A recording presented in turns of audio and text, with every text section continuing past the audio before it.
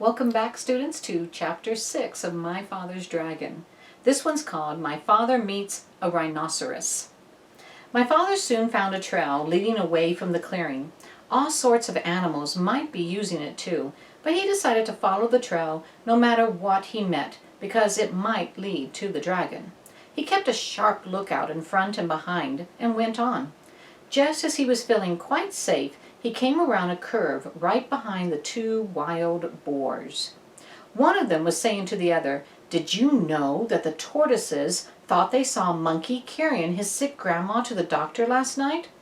But Monkey's grandma died a week ago, so they must have seen something else. I wonder what it was."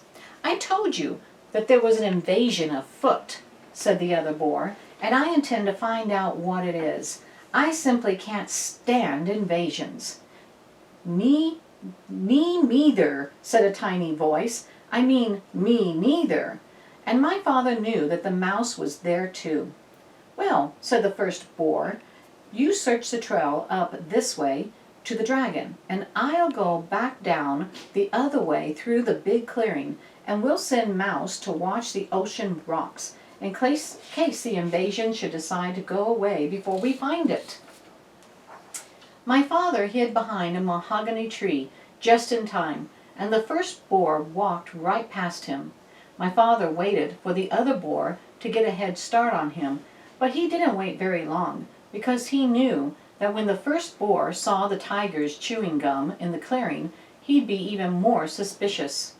Soon the trail crossed a little brook, and my father, who was by this time very thirsty, stopped to get a drink of water.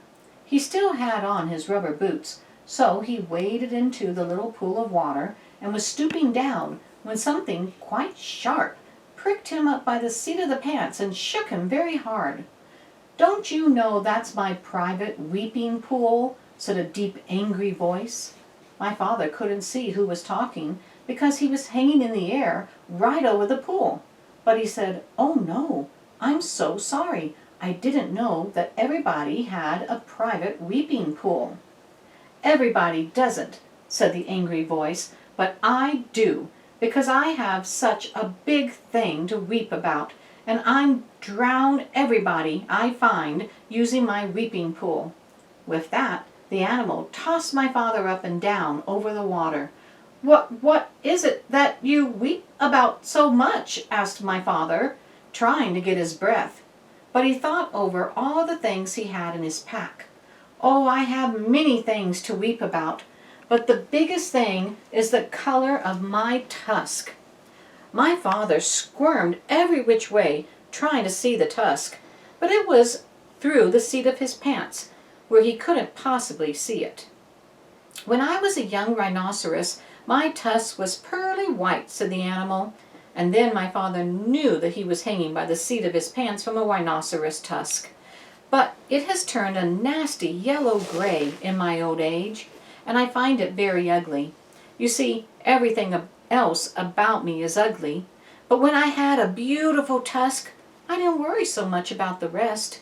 Now that my tusk is ugly too, I can't sleep nights just thinking about how completely ugly I am, and I weep all the time. Why should I be telling you these things? I caught you using my pool, and now I'm going to drown you." "Oh, wait a minute, Rhinoceros," said my father. "I have some things that will make your tusk all white and beautiful again. Just let me down, and I'll give them to you." I bet if you think about it, you can guess what's in his pack. The rhinoceros said, "You do? I can hardly believe it. Why, I'm so excited." He put my father down and danced around in a circle while my father got out the tube of toothpaste and a toothbrush. "Now," said my father, "just move your tusk a little nearer, please, and I'll show you how to begin." My father wet the brush in the pool, squeezed on a dab of toothpaste, and scrubbed very hard in one tiny spot. Then he told the rhinoceros to wash it off. And when the pool was calm again, he told the rhinoceros to look in the water and see how white the little spot was.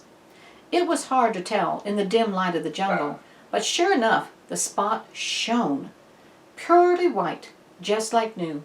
The rhinoceros was so pleased that he grabbed the toothbrush and began scrubbing violently, forgetting all about my father. Just then, my father heard hoof steps, and he jumped behind the rhinoceros. It was the boar, coming back from the big clearing where the tigers were still chewing gum. The boar looked at the rhinoceros, and at the toothbrush, and at the tube of toothpaste, and then he scratched his ear on a tree. "Tell me, rhinoceros," he said, "where did you get that fine tube of toothpaste and that toothbrush?" "Too busy," said the rhinoceros, and he went on brushing as hard as he could. The boar sniffed angrily and trotted down the trail toward the dragon, muttering to himself, "Very suspicious. Tiger's too busy chewing gum, rhinoceros too busy brushing his tusk. Must get hold of that invasion. Don't like it one bit, not one bit. It's upsetting everybody terribly, wondering what it's doing here anyway." And that's the end of chapter 6. So I guess a rhinoceros tusk must be a little bit like our own teeth. Hopefully you guys are remembering to brush your teeth every day during this time. When you finish chapter 6 activities, join me again and we'll read chapter 7.